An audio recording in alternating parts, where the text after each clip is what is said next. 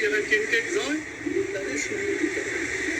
একটাই দুঃখ যে সুপ্রিম কোর্ট এই ডাবল স্কুল সার্ভিস কমিশনকে কেন কোনো শাস্তি দিলেন না। যে পরীক্ষা নেওয়া হচ্ছে সে পরীক্ষার নামে প্রহসন। যে মাদ্রাসায় যে শিক্ষকরা আছেন সেই শিক্ষক তারা তাদের কোনো অস্তিত্ব নেই, কিন্তু তারা শিক্ষকের মর্যাদা পাচ্ছেন, তাদের মাইনে দেওয়ার কথা সুপ্রিম কোর্ট বলছে।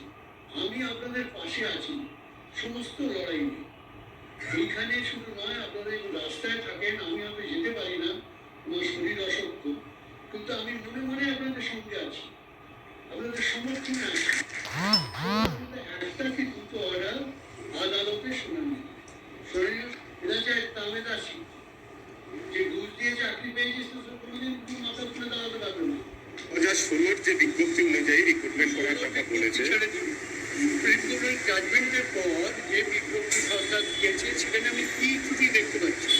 সেখানে বলা হচ্ছে ফ্রেশ রিক্রুটমেন্টের একটা বিজ্ঞপ্তি, নতুন গেজেটে যে ধরনের এগুলো আনা হয়েছে। সুপ্রিম কোর্টের জাজমেন্ট বলেছে, সুপ্রিম কোর্ট বলেছে যে যাদের টেন্টেড তারা পরীক্ষায় বুঝতে পারবে না, তাদের টাকা ফেরত দিতে হবে, যারা টেন্টেড নয় তাদের সরিয়ে দিতে হবে। এখানে তো সবাইকেই অ্যাপ্লিকেশনের কথা বলা হচ্ছে। সবাইকে যারা টেন্টেড নয় যে কত 16,000 সার্টিফিকেটকে আমি বেশি 20,000 যোগ্য ক্যান্ডিডেট চাকরি গেছে তাদেরকে পরীক্ষা দেওয়া হবে। কিন্তু যে বিজ্ঞপ্তি বেরিয়েছে তাতে কিন্তু 19,000-এর কথা শুধু বলা হয়নি, তাতে বলা হয়েছে সকলেই সেখানে অ্যাপ্লিকেশন করতে পারবে। যে অর্ডার সে অর্ডারকে ভায়োলেট করে তো বিজ্ঞপ্তি হতে পারে না। সে বিজ্ঞপ্তি হলে সেটা সুপ্রিম কোর্ট যাদের বলে দিয়েছে চাকরি ফেরত মানে টাকা ফেরত দিতে, তাদের তো আবার নতুন করে বিজ্ঞপ্তি দিতে আনা যায় না, ওটা আনা যায় না।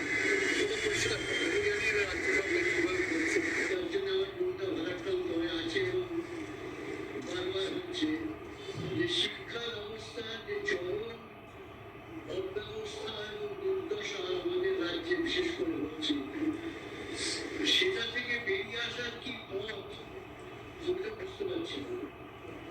তবে এই দুর্দশা, এই নৈরাজ্য, শিক্ষাক্ষেত্রে এই নৈরাজ্য থেকে আমরা মুক্তি পাবো এবং কিভাবে মুক্তি পাবো সেটার দিশা আমি তো সামনে সেটা দেখতে পাচ্ছি না।